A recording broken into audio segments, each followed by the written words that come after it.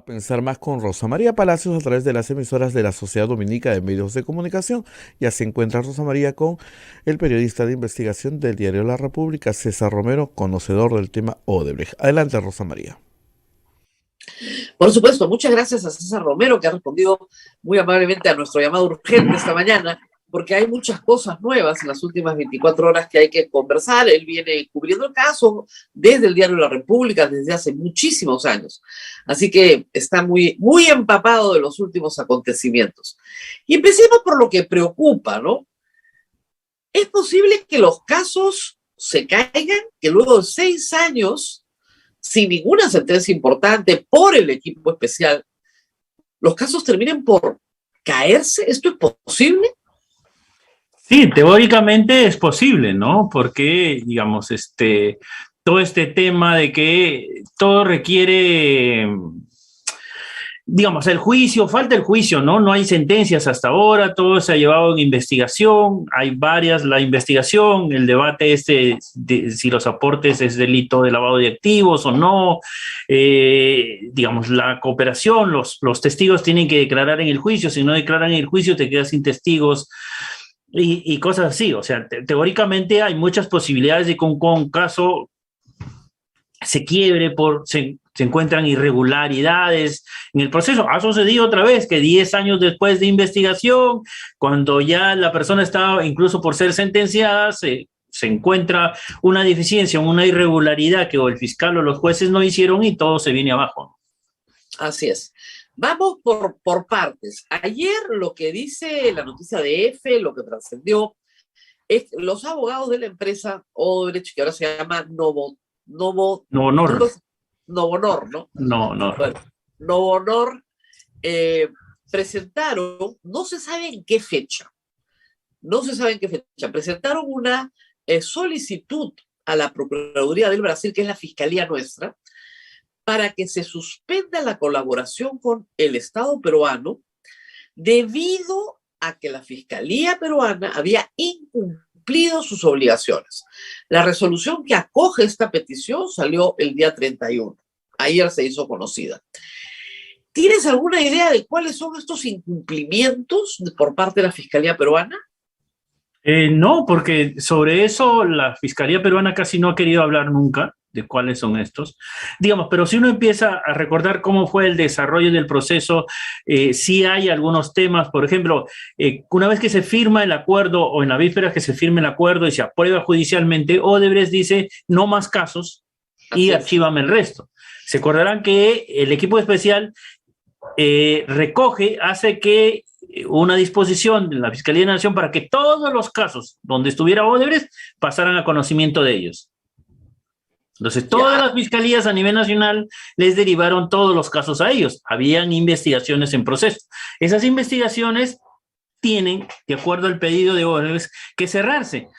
Entonces, hay que cumplir una serie de procedimientos y eso se demora. Para recordar a la gente, ¿qué casos están abiertos contra Odebrecht? Metro de Lima, ¿ok? Interoceánica, que es el caso de Toledo. Metro de Lima es el caso del APRA, de los allegados a Alan García, ¿no es cierto? Esos dos. Luego lo tenemos Callao. Lo del Callao, la red vial del Callao. Esos 3. Y luego tenemos, me parece que Cusco, ¿verdad? Sí, Cusco. Cusco.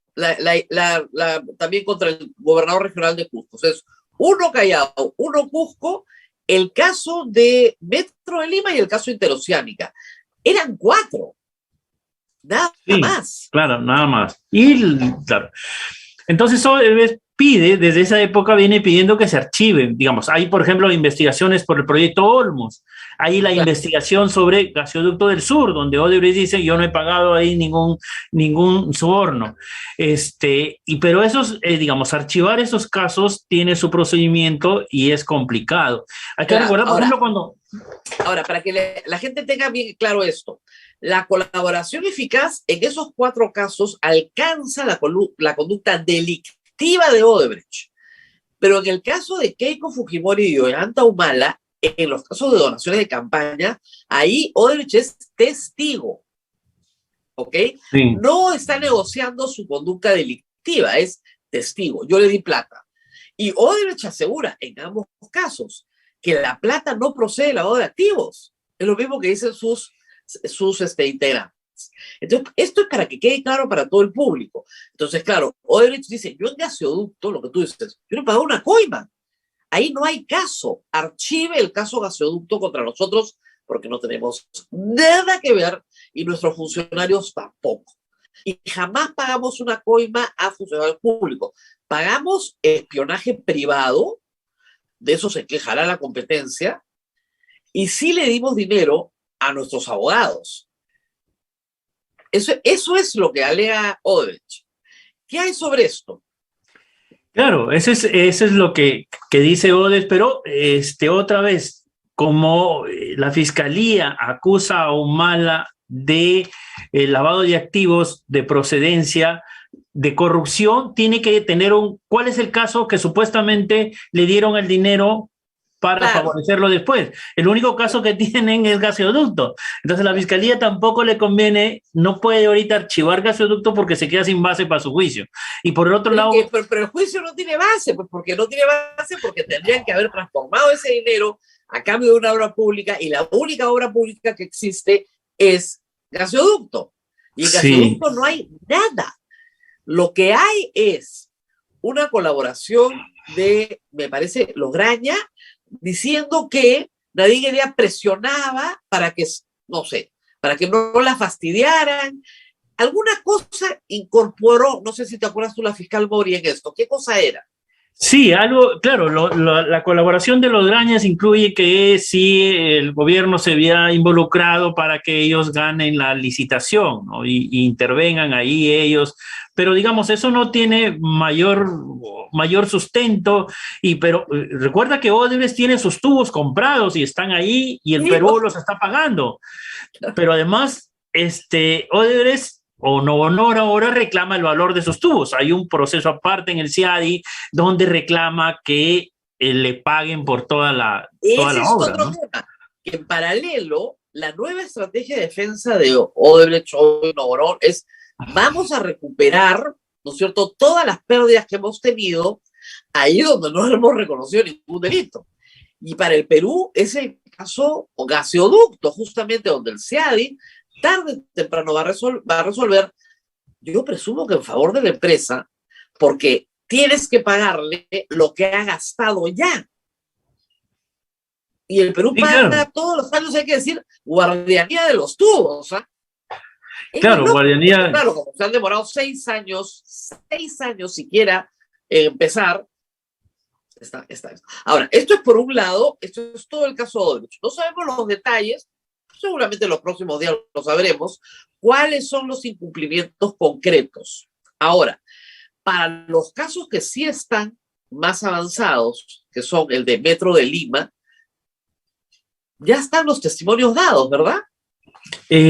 Claro, hay los testimonios que se dieron y que ahora están las transcripciones. Claro. Pero esos testimonios tienen que ser escuchados en el juicio por los jueces. Ni siquiera en ese. Ya, ok. Ni siquiera en ese. Yo pensé que en algunos ya habían dado testimonio barata. No, ok. No, en todos hay el testimonio inicial con presencia del fiscal allá en Brasil y no sé cuánto. Claro, para que entienda la gente. Una cosa es lo que yo le digo al fiscal y con eso acusa, y otra cosa es que yo oralmente en el proceso tengo que decir lo mismo. Claro, el juez para tomar una decisión tiene que escuchar directamente la versión de eso. No es que el fiscal diga eso declaró, no, sino yo mismo escucharla. Claro. Ese es el detalle, y eso falta. Pues. Claro. Si el testigo se desdice, puede no darle el juez ninguna importancia, ojo, pero tiene que desdecirse. Claro. Si el testigo se ratifica, tiene que ratificarse. Pero si el testigo no existe, porque no llega al proceso ni para desdecirse ni para ratificarse, no hay testigo. Ese es el problema. ¿Ya? Claro, y como tienes testigo, o sea, digamos, la prueba no es la transcripción de la otra declaración, porque si vas a tener testigo ya no la presentaste esa. Está ahí en el expediente, sí. Pero los jueces en el juicio tienen que escuchar a los testigos. Y eso es lo que ahora corre peligro, ¿no? Claro, lo que prevalece son las pruebas documentales. Esas sí están aseguradas. Pero las pruebas testimoniales, El único caso en el cual Barata sí ha testificado es en el caso de Ancash. Sí, Caso claro. cerrado, condenado Álvarez, perfecto, ha cerrado hace 3 o 4 años. O sea, esos, y sin ningún aparato mediático ni nada, siguió su caso y lo logró.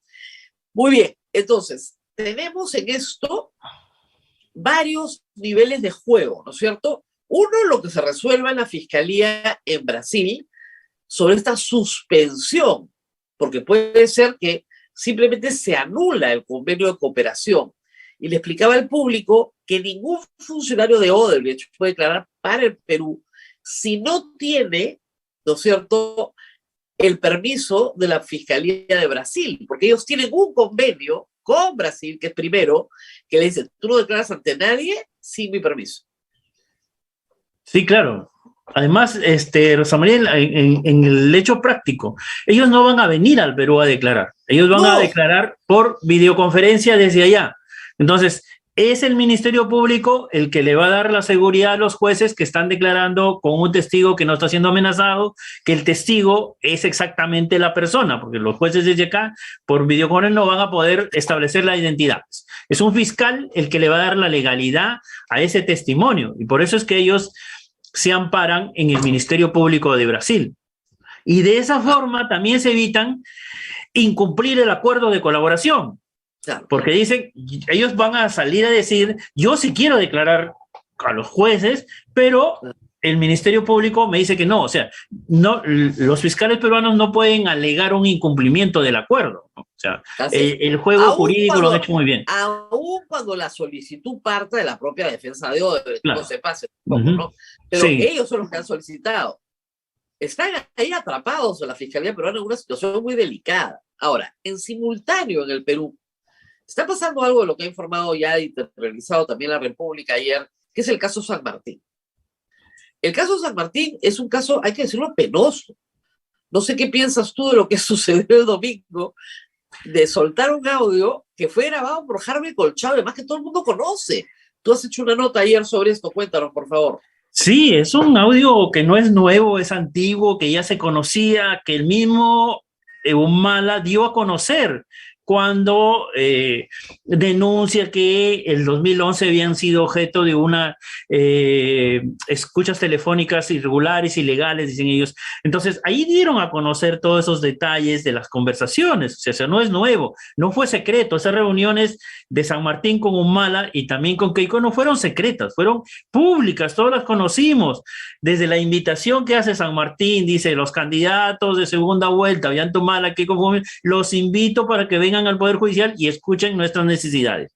Entonces, Humala, que en ese momento todavía tenía el polo rojo, era el candidato antisistema, de inmediato dice, yo voy al Poder Judicial. Le convenía dar muestra de transparencia y se fue. Fue el primero, el 6 de mayo fue y conversó con San Martín y fue público y todos lo vimos, declararon al final. Keiko se demora un poco en responder, pero también lo hace alrededor del 23 de mayo. Entonces eso no fue nada secreto, o sea, ahí no hubo nada. Ustedes ayer han publicado las fotos, hay fotos, es un evento, ¿no? Y en la conversación lo que le dicen a sus varios, tenemos una cita con César San Martín, es 2 segundos, todo lo que dice. Sí. Eso solo lo puede haber volanteado, disculpen, ¿no? Con todo cariño. ¿Quién pues puede haber volanteado eso? Entonces, el que tiene ese audio y que tienen todo eso a la mano es la fiscalía. O sea, no hay otra fuente posible. Además, tienes la secuencia. Primero, declara Rafael Vela y critica a San Martín y pone ahí algunas dudas, que su nombre aparece en la agenda y que no sé cuánto. Entonces, pero 7 años, 5 años después de conocerse esa agenda, tú tienes que tener algo más que la agenda, más que un nombre escrito en una agenda. Y aparece ese audio. Supuestamente confirmaría lo que pone en la agenda, pero eso no confirma nada, o sea... No, y hay cosas alucinantes, ¿eh? El abogado del señor San Martín, frente a la Junta Nacional de Justicia, porque se ha hecho asesorar, es abogado de una empresa que también está vinculada al gasoducto. ¿Qué tendrá que...? ¿Cuándo ha habido conflicto de interés ahí? O sea, lean el código de ética del Colegio de Abogados, ahí no hay problema. Pero yo leí y decía, no puede ser. O el señor Caro es amigo de José Ugaz. Ya está. Y José Ugaz es abogado del Banco de Crédito, entonces ya no puede ver el caso. O, perdón, el señor San Martín es amigo del señor José Ugaz. Peor todavía. Parece que ser amigo de José Ugaz es algo muy malo en la administración de justicia. O todos son penalistas, pues. O sea, claro, todos se conocen. No tiene amigos. O sea, claro. Todos son penalistas. No son enemigos. ¿Ya? Son colegas, todos. Entonces, se conocen. Claro que se conocen, pues todos litigan en el mismo sitio. Pero, a ver, claro. ¿qué hay detrás de esto, César? ¿Qué crees tú? ¿Por qué tanto afán de Vela en sacar a San Martín? Ha pedido destitución, ¿eh? Destitución. Ya la cosa ha escalado, dice que no, que la ha pedido Pablo Sánchez. Destitución del expresidente de la Corte Suprema que condenó a Fujimori, que lo destituyan. Ya, ¿por qué? Porque no quieren, digamos, la Corte Suprema va a tener que pronunciarse en un sentido u otro, ¿no? Si es o no delito de lavado de activos. Lo que le preocupa a la Fiscalía es que diga que no es delito de lavado de activos. Claro que me preocupa eso. Entonces, pues. Que lo diga una sentencia, que la diga firmado por San Martín, que es conocido por todo el Perú, que tiene su prestigio, que tiene su respaldo académico, es una cosa. Pero que lo firme esa resolución otro juez que recién nombrado, que es nuevo, que todo el mundo se va a preguntar de dónde salieron estos jueces, de dónde me sacaron. Entonces, es una cosa. Por eso es que no quieren a San Martín ahí. Entonces, y han desatado toda esta campaña, ¿no? Aún sabiendo que son 5 y que pueden perder de todas maneras, lo que les preocupa es que un juez prestigioso firme esa resolución. Sí, pero claro. Vamos a hacerlo de la siguiente manera para que entiendan bien en la Fiscalía. Suponte que logran su cometido y destituyen a San Martín. Y la sala vota en el mismo sentido que hubiera votado San Martín. San Martín sale y lo cuenta. Yo hubiera votado en el mismo sentido que la sala. Apoyo esa resolución. Se acabó la discusión. Pues igual su prestigio lo va a poner a servicio de la resolución que no lo dejaron firmar. Entonces, están perdidos. Claro, pero también viene lo otro, Rosa María. Recuerda que en todo este tema jurídico es interpretable todo, ¿no? O sea, digamos, quieren sembrar dudas, o sea, poner un manto de oscuridad a esa resolución para cuando esa resolución baje a nivel de los jueces de primera instancia, de segunda instancia, decirles un momento, pero ahí hay dudas sobre la legalidad, sobre la licitud de esa resolución, y yo les pido a los jueces que hagan control de cuestiones y que prefieran seguir con los casos porque hay... ¿Tú crees que este es un problema de vanidad, de egos? En esto no, porque, digamos, ese es ya el fondo del asunto, ¿no? O sea, aquí se resuelve todo. Lo que me refiero es que, ¿cómo le va a explicar la Fiscalía, el equipo especial Lavallato, que han seguido, en el caso de la IDD, desde el 2014, 8 años, una persecución judicial que se cae en la Suprema porque la acusación no es delito? Yo lo explico desde el 2014 en los mismos términos. ¿Cómo le explicas eso a todo el país? No es delito, pues. ¿Cómo le explicas eso a todo el país? Es que, claro, pero recuerda que si eso se establece, no solamente se cae el juicio Humala, viene lo de Keiko, viene lo de PPK, viene lo de todos los casos que ellos han construido. Y el equipo de Lavallato ha construido todo su prestigio y todo su respaldo público en perseguir a los políticos, a los partidos políticos. Entonces, si no hay delito, o sea, digamos, ¿en qué queda? Y los casos de corrupción, hasta ahora ninguno está condenado. O sea, los han relegado los casos de corrupción. El público no siga. El caso Metro de Lima está más que probado. O sea, ese caso está redondo. Está listo. O sea, estaba listo hace 3 años, ¿ah? O sea, no hay nada que... O sea, es un grupo de funcionarios del Ministerio de Transportes y Comunicaciones a los cuales se encuentran plata en Andorra, en el Banco de Propiedad de Odebrecht. Más de $6 millones. La discusión ahí es si llegamos más arriba o no, pero a los que están, los puedes contener a todos. Primer caso. Toledo, limpio, la coima, Ecoteva, probado, facilísimo. Confesión de Barata, plena, de Maiman, ya plena también. Listo.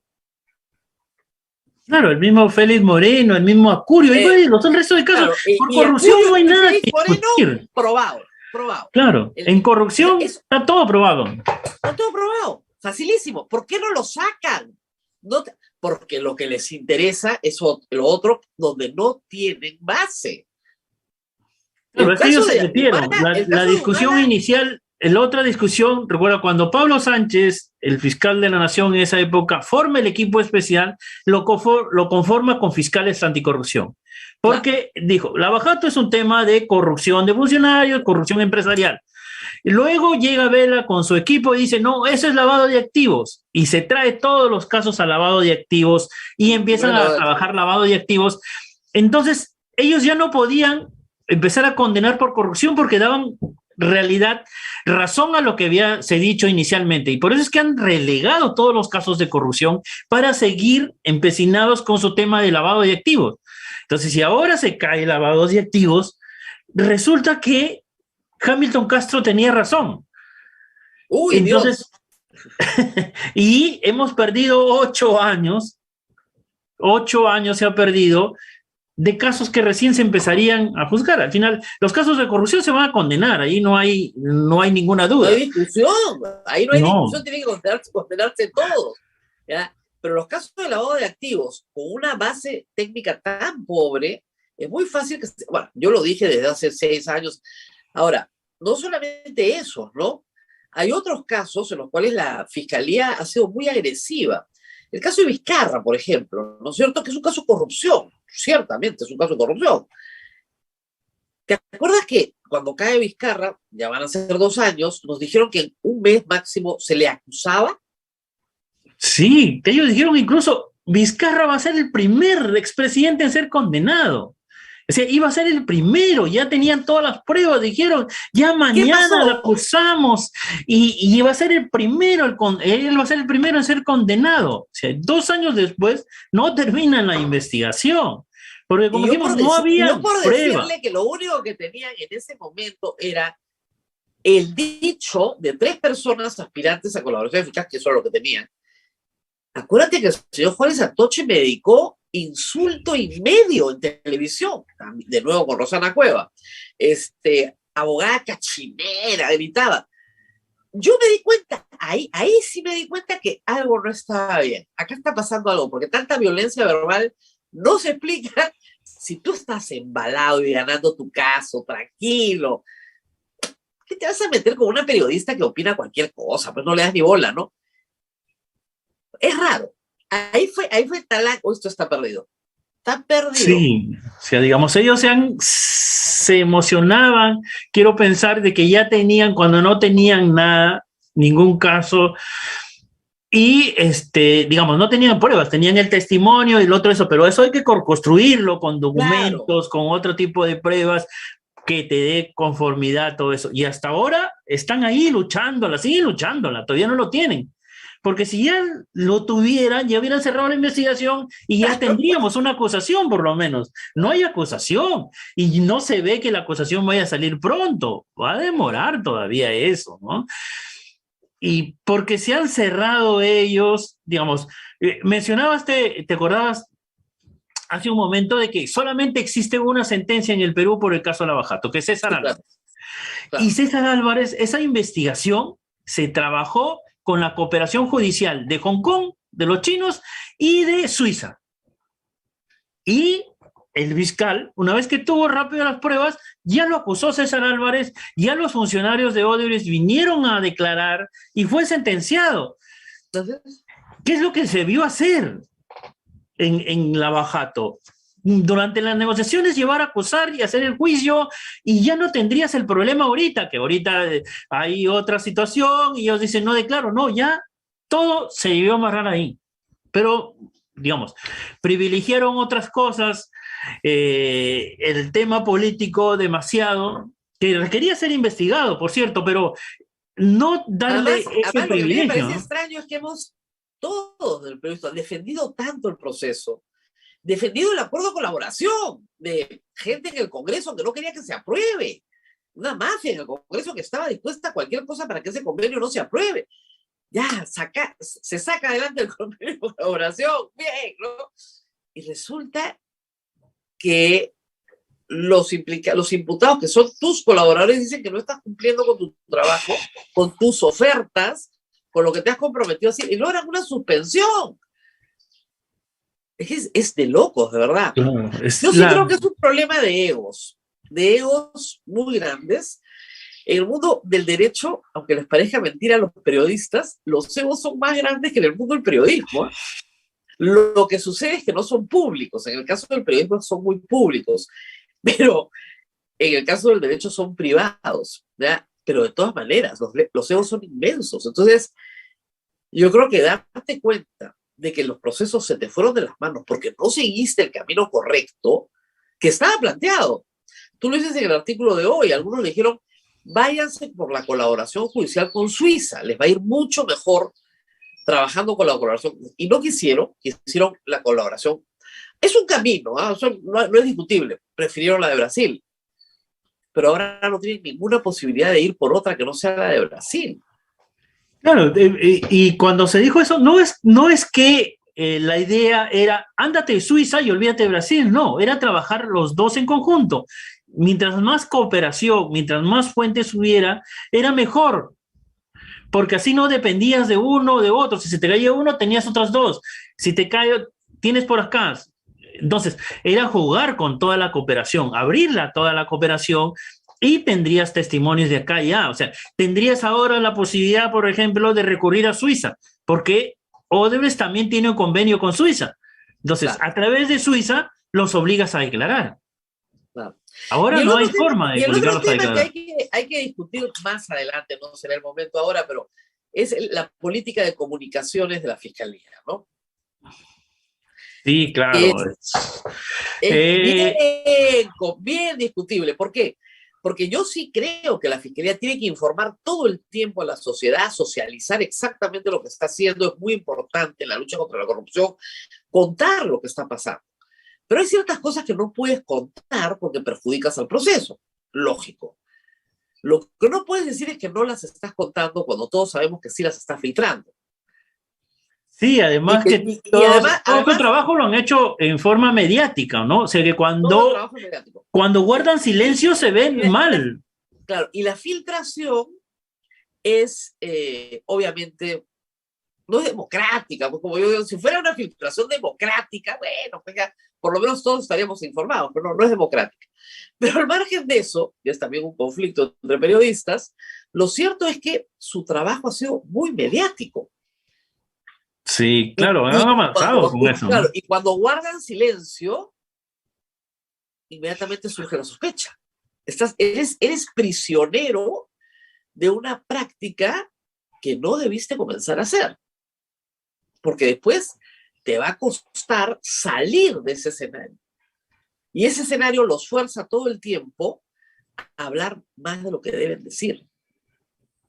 Claro, y digamos, en todo este panorama viene lo otro, ¿no? La misma, digamos, la misma situación actual del Ministerio Público con una fiscal de la Nación que ha tomado algunas decisiones que han sido cuestionadas y que, si ves, el respaldo principal del actual fiscal de la Nación es Rafael Vela y el equipo especial. Claro. Y en este momento que se les cae el caso, debilita todo, política, ¿no? O sea, alta política en el Ministerio Público. Yo, como te he dicho, técnicamente yo creo que la denuncia de la fiscal de la Nación tiene fundamento jurídico, debatible, ¿eh? Para eso está el debate en el Congreso, debatible, pero hay fundamento jurídico, clarísimo, además para mí clarísimo. Pero, claro, todo eso se puede debatir. Pero sí, que en la foto salga más o menos abrazada con Vela, implica un pacto. Ahí van los egos, pues, ¿no? Un pacto de yo te apoyo, tú me apoyas, porque tú eres popular, tú eres famoso, la gente te conoce, entonces nadie va a percibir que yo estoy haciendo algo irregular. Creo que es un error. Claro, pero ya y la los lleva a política de contradicciones a ellos comunicación, mismos, Rosa María.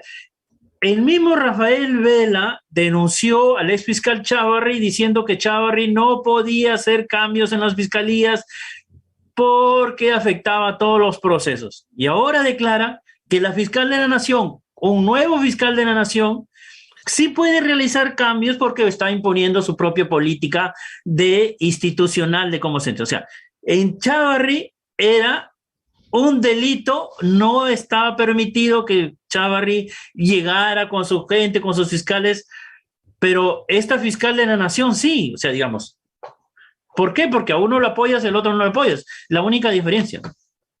claro. Con lo cual nos llevamos a preguntarnos, bueno, eh, estas cuestiones de políticas y de celos internos, porque hay unos celos espantosos entre los fiscales supremos también. Finalmente afecta, ¿qué cosa? Los procesos, pues. Al final, Claro. esto afecta a los procesos. Hay unos celos espantosos, hay que decirlo, y tú lo sabes muy bien, yo más o menos, porque de vez en cuando, a veces me cuentan, tengo la suerte de escucharlas por separado, y sí, es una cosa terrible lo que pasa ahí adentro, no parece que trabajaran en la misma institución. Y la percepción pública es esto, celos entre fiscales que terminan afectando el proceso internacionalmente, porque si afectaran el proceso local, vaya y pase. Ahorita tienen una afectación al proceso en Brasil, muy grave, además, porque han bajado el avión y les han avisado. Es una vergüenza. Claro, que digamos, ellos salen a decir, nos han sorprendido, pero estaban en Brasil. ¿Cómo es que los pueden sorprender? Si estaban en Lima, yo entiendo, ¿no? Eso se movió allá y yo no me enteré, no tenía forma de estar en Claro. Brasil, pero ellos estaban en Brasil. Han estado en Brasil, están en Además, conversaciones con Brasil. además con afirmaciones yo te diría un poco temerarias, ¿no? Porque no pueden decir que porque ganó Lula el domingo, hoy día les han cambiado.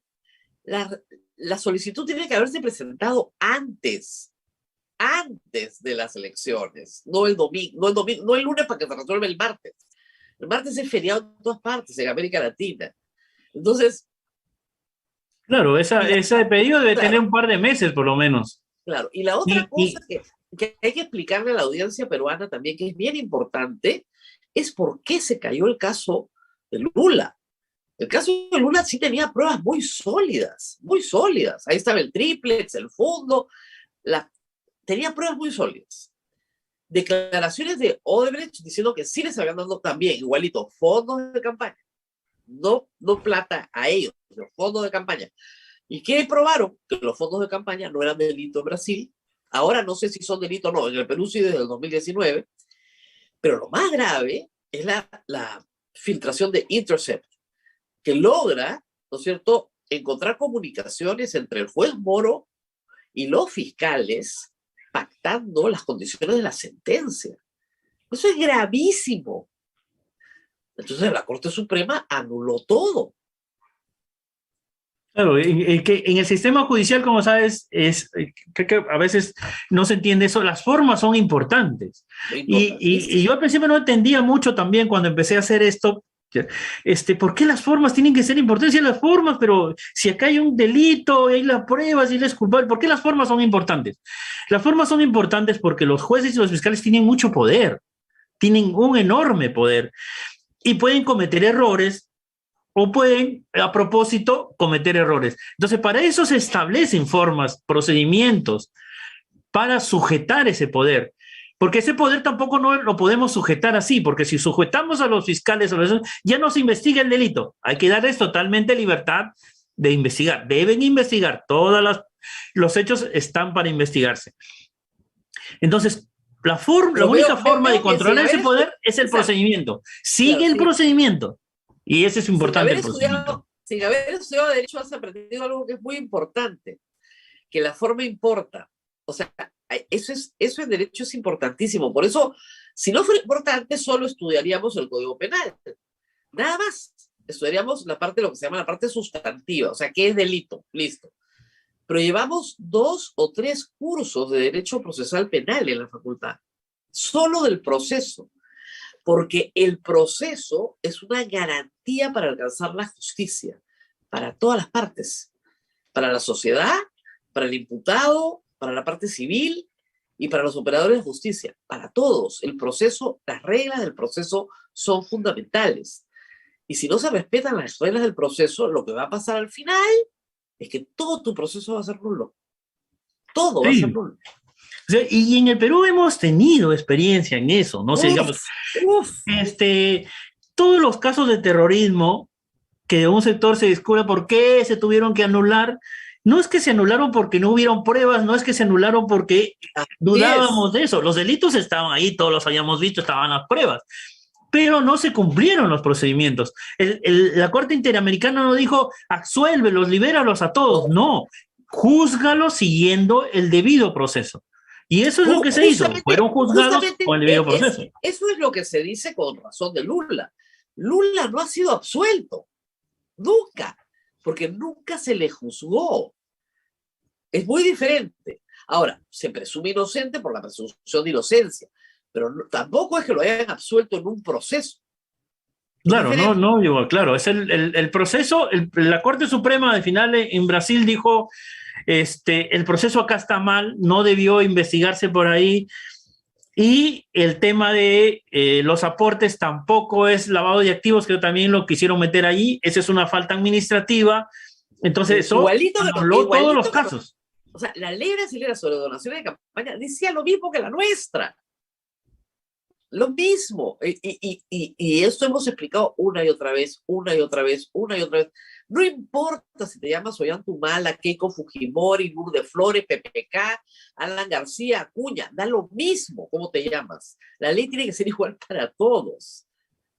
Y recordemos que por donaciones de campaña, Keiko Fujimori y Ollanta Humala y su mujer han estado presos por algo donde la excepción de la naturaleza de acción debió haberse planteado desde el primer día. Señores, eso no es delito. Yo siempre se lo digo, yo no entiendo por qué no plantean eso desde el principio. Y ahí viene la explicación a la protesta de la Corte Suprema. Claro. Porque el equipo Lavajato, Vela y los demás han estado trabajando de estos años controlando cualquier resolución judicial, criticando a los jueces de primera instancia y a los jueces de segunda instancia. De tal forma que no se pronunciaran ellos sobre estos temas. Entonces ya llega la discusión a la Corte Suprema y la Corte Suprema dice, un momento, acá no me presiones, acá no vas a hacer lo mismo que hiciste con los otros jueces. Déjame resolver tranquilamente. ¿No? Hay que decir, hay una resolución judicial en gasoducto, que dice que no hay caso. En la que se estaba discutiendo prisiones preventivas, impedimento de salida. En esa resolución el juez dice, discúlpeme, pero acá no hay caso. Y ¡pum!, la revertieron. La apelaron y la revertieron. Pero el de primera instancia le dijo, señores, aquí no hay caso. Y yo leí la resolución y dije, por fin alguien se da cuenta. Pero como tú dices, hay una campaña de terror mediático que impide a los jueces decir, entonces, ¿cuál ha sido la conducta? La conducta del doctor Concepción, con todo cariño, pero primero te meto a la cana, después pregunto, ¿no? Y jueces caneros tenemos un montón. Sus resoluciones terminan siendo revertidas, y además la política es que ya lo discute el superior. Yo lo meto a la cárcel y ya que lo discute el superior, sin importarle los derechos de las personas. Y hemos tenido una cantidad notable de gente presa que hoy está en libertad, que jamás debió haber estado en la cárcel. Claro, ahora, lo que quiero es que se vaya al juicio, ¿no? Pero ya llegó el momento del juicio también. Ahora, hay que decir algo, por si acaso. En el año 2017, cuando meten presos a los Humala, y todos celebraban, yo me acuerdo que hice un programa en Singuillón, ya estábamos en Singuillón, y dije, miren, esto no es jurídico, es político, pero a los que están celebrando les digo, van a pasar todos por lo mismo, porque se va a aplicar igual. No me hicieron caso y, ¿qué? Un año después estaban metiendo presa aquí con Fujimori. Entonces, ese es el problema de dejar pasar ciertas cosas por razones políticas. Porque no se aplican para todos. Así es. Y eso yo creo que lo tiene muy claro en este momento el equipo especial, porque sabe que si la casación sale de la forma en la que yo creo que es justo que salga, diciendo que en el año 2011 y 2006 esa conducta no era delictiva, ¿no es cierto? Todo se cae. Y tienen que abocarse a los casos de corrupción. Y ahí termina la historia. Y vienen las otras casaciones, ¿no? La defensa de Keiko Fujimori también está presentando su casación sobre eso. O sea, va a venir una resolución sobre otra, claro, diciendo, aclarando el tema del delito, ya sea que diga que no, o que una parte sí, o lo que sea. Que resuelvamos, claro, va a venir una sobre otra y se va construyendo. En el caso de Keiko Fujimori, las pruebas sobre obstrucción de la justicia sí son contundentes. Ahora, es un delito que tiene pues muchísimo menos pena, ¿no es cierto? Y si ella confiesa, al final te pueden poner por debajo del mínimo legal. ¿Ya? Tendría que confesar, ¿no? Pero no es lo mismo que la lavado de activos. La lavado de activos son 20 años. ¿Ya? Entonces, pero también va pasando el tiempo, ¿no? Como todo lo acumulan en un super caso, digamos, lo de obstrucción a la justicia al final va a terminar prescribiendo. Porque sí, hasta que lleguen al juicio, hasta que lleguen al juicio va a pasar 2-3 años todavía. Y el juicio, ¿cuánto va a demorar? O sea, tienes toda la razón, a la velocidad a la que va, de repente prescribe. No, es terrible. Es terrible. Ahora, hay que decir, por ejemplo, que casos importantes y redondos como el de Toledo no se pueden juzgar porque Toledo ha interpuesto todos los habeas corpus habidos y por haber para que no lo saquen de Estados Unidos. Ya se cayó el último, entonces se supone que estamos un paso más cerca de que finalmente el Departamento de Estado autorice la extradición de Alejandro Toledo. Sería estupendo. Pero ese caso yo sí creo que la Fiscalía lo puede probar facilísimo, o sea, sin ningún problema, tiene todo. Igual como decíamos, el caso del Metro de Lima, tiene todo. Y te lo decían el Metro de Lima, Cusco y Callao, sin ningún problema. Si a eso le sumas el de Ancash, ya tendría 5 casos redondos de corrupción, donde además Odebrecht ha confesado. Tienen todo. Y con eso, ¿no es cierto?, tienes que comenzar a discutir una política diferente de la Fiscalía, ¿no?, en materia de comunicación social. No están comunicando bien, están comunicando mal. Y nosotros somos víctimas de esa conducta, César Romero y yo, en varias ocasiones. Aunque a César no le dan información, a mí me insultan, que es mucho peor todavía. Abogada cachinera. Yo donde yo estudié, ese término no existía, pero donde él estudió parece que sí. Cachinera, como la cachina. Y que yo promovía, yo que no litigo, que nunca en mi vida he litigado, salvo para defenderme en el caso de la acción de amparo del comercio, nunca en mi vida he informado en una corte que yo iba a interponer acciones, ¿no? ¿Qué acciones voy a interponer? Yo solamente le explico a la gente que le están tomando el pelo, pues. Claro, el trabajo de periodista no tiene que ver con el caso. Uno no critica porque tenga un interés en determinada persona o en determinado caso. Uno critica para que las cosas se hagan bien. Lo que uno hace es, si la investigación se hiciera bien, con todo, uno no puede decir nada. Claro. Lo único que te queda es apoyarla. Y cuando se hace bien las cosas, se apoyan. No porque uno quiere apoyarlas, sino porque están bien hechas. Y cuando uno critica, es porque ve algo y quiere una explicación razonable y que se hagan las cosas bien. O sea, que lo que buscamos los periodistas no es que absuelvan a un corrupto, a un delincuente esté libre, no, sino que la persona correcta, o sea, el criminal correcto es el que vaya a prisión y que cumpla la pena que le corresponde, nada más. Nada más. Eso es administración de justicia. Muy bien.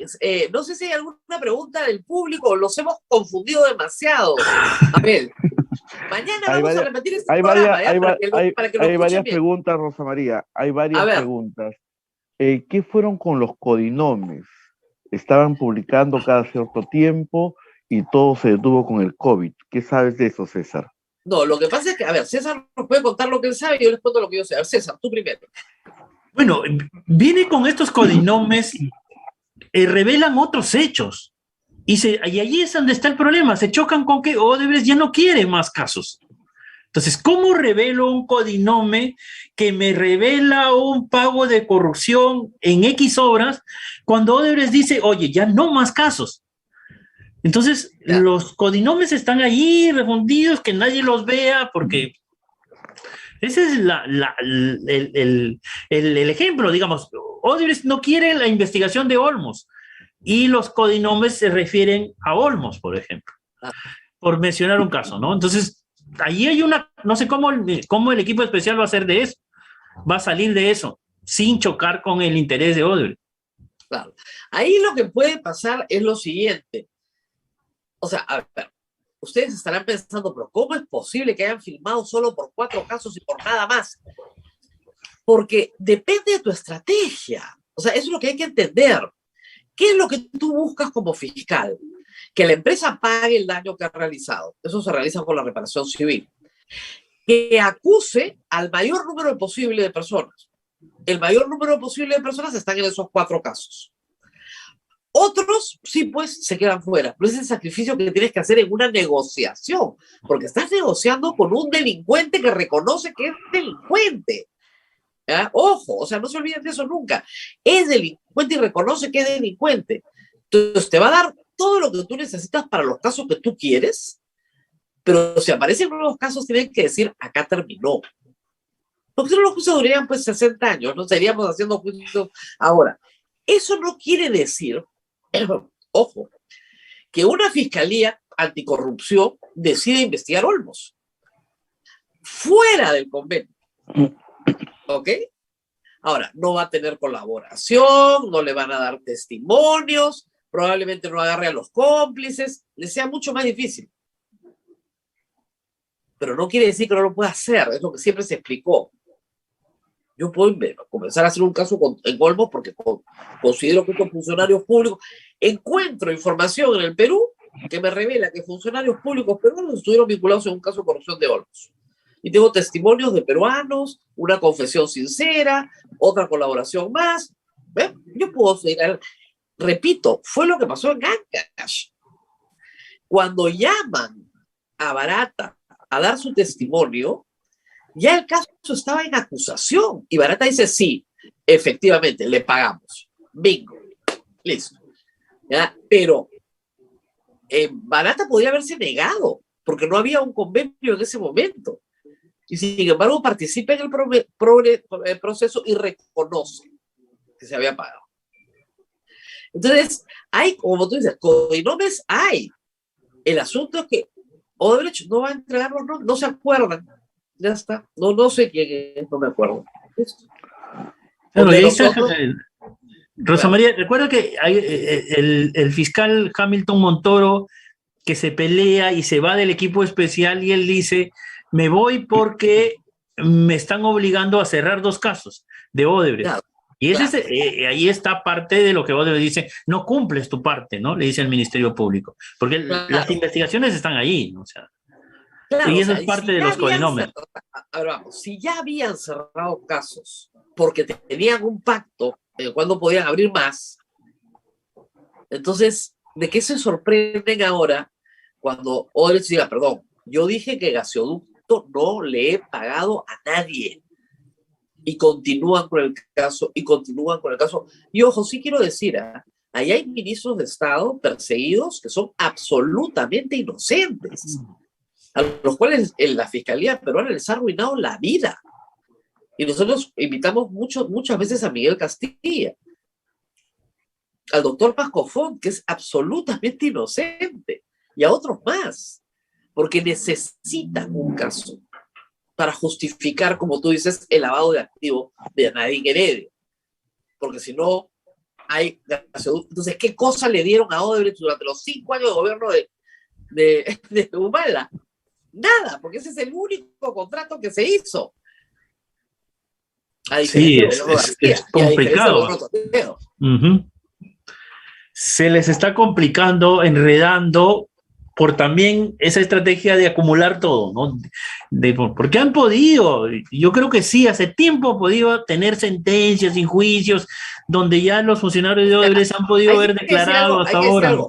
Desde el punto de vista periodístico, la historia de las donaciones de campaña de Keiko Fujimori es fabulosa y en ese lado yo lo felicito. Yo creo que José Domingo Pérez hizo un excelente relato de cómo le llevaba el maletín, Dionisio Romero, los otros hacían la chancha, la colecta, las mineras, ya, eso es Mi respeto, qué buena historia. Pero nada sirve para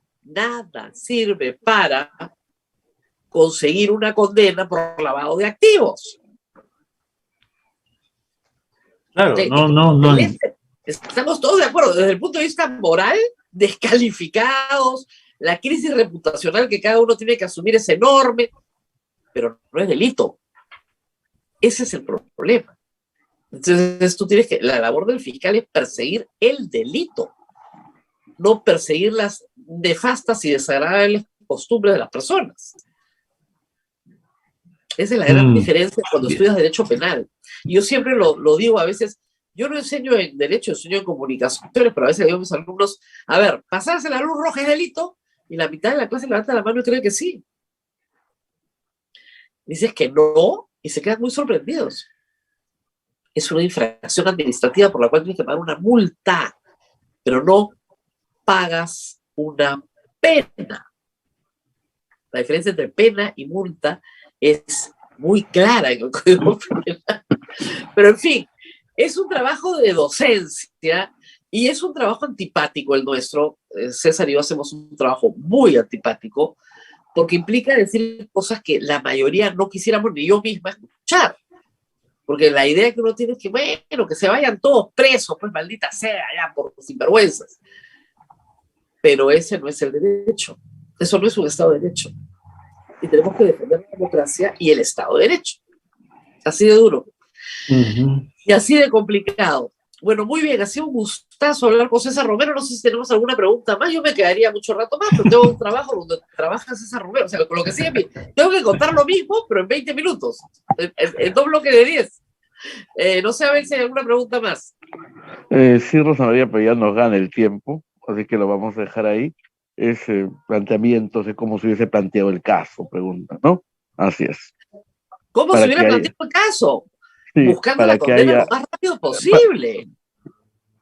Eso para empezar, no dejar que... Y no, o sea, eso de que efectivamente los abogados de las partes, el abogado penalista le encanta dilatar, está formado para dilatar, es el rey de la dilación, porque busca la prescripción, porque aparecen nuevos hechos, por lo que fuera.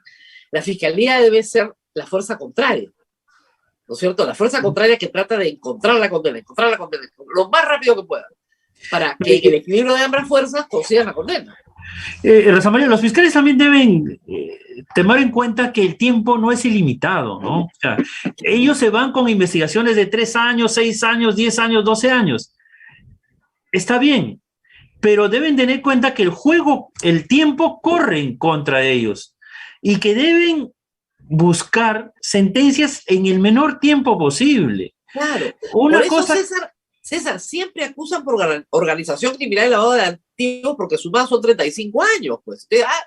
No prescribe, perfecto. Ya, pues, pero no es lavado de activos, pues, ni es organización criminal, ninguna de las dos. Entonces, o sea, ¿cómo puede ser que acuse de organización criminal a Pedro Pablo Kuczynski por tener una secretaria y un chofer? O sea, por Dios, de verdad, eso es para reírse en la facultad. Hasta los fiscales cuando les hacen ese chiste todos se ríen, pues. Es ridículo. Ya, pero Pablo Kuczynski lo han tenido 4 años en arresto domiciliario. Eso no es justicia en ninguna parte del mundo. No, o sea, en prisiones preventivas de 3 años, solo cuando eres un asesino en serie, ¿ya? Y no encuentran los cadáveres, pero nadie está 3 años preso preventivamente porque la fiscalía no es capaz de formular una acusación. Eso es un abuso. Y tarde o temprano la ley va a cambiar. Ellos dicen, estamos dentro del plazo. 3 para investigación preparatoria, 3 años para investigación, para preliminar, 3 para preparatoria, 2 años para la acusación, en etapa de control de acusación, y pasan a juicio oral el año 9, para que el año 10 te absuelvan. ¿En qué sistema de justicia eso puede ser justo, por Dios? Y se hizo una reforma penal para cambiar esos tiempos, ¿no? Y la reforma penal, estamos volviendo a lo mismo de antes. No. Lo que pasa, César, es que en lo demás no, pues. Cuando tú dices organización criminal con multiplicidad de agentes, ¡pum! Ya tienes 3 años de plazo para la preliminar y la preparatoria. Lo que no puedes hacer es eso nunca más. Esos plazos tienen que cambiar. No puedes darle a los fiscales 6 años de investigación. Eso es ridículo. O sea, yo creo que solo podrías dárselo con permiso de la Corte Suprema, porque son efectivamente 500 imputados, pero solo con permiso de la Corte Suprema, de manera absolutamente excepcional. Ahora no es la excepción, es la regla. Pero casos, por ejemplo, de robo, en 3 meses están resueltos. En 3 meses.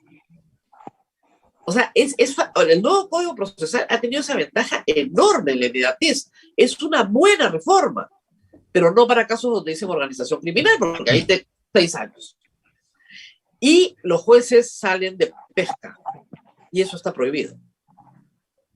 No puedes salir a decir, ay, a ver, César, vamos a acusarte de algo, ¿ya? Porque yo creo que, no sé, algo debes tener, pues, ¿no? Entonces decimos que César se le ha visto en las inmediaciones de, no sé, la fiscalía y planea algo contra la fiscalía, ¿no? Entonces te habla un caso de extorsión. Y los jueces dicen, sí, métanlo adentro, ¿no? Porque lo hemos visto conversando con fiscales y con jueces, está adentro, ya. Y tú tienes unos colegas en la República, ¿no? Organización criminal, 3 años de la prepa. ¿Qué es esto? Y de repente, no, todavía no hemos encontrado nada, pero estamos buscando. Sí. ¿Se volvieron locos todos? ¿Por qué Facultad de Derecho Penal pasaron? Facultad de Derecho, ¿no? ¿Y dónde estudiaron Derecho Penal? Por el amor de Dios. Eso no es posible. No puedes salir de pesca. No fishing, se dice en inglés. No pueden salir de pesca. Y salen de pesca. A ver, ¿quién muerde?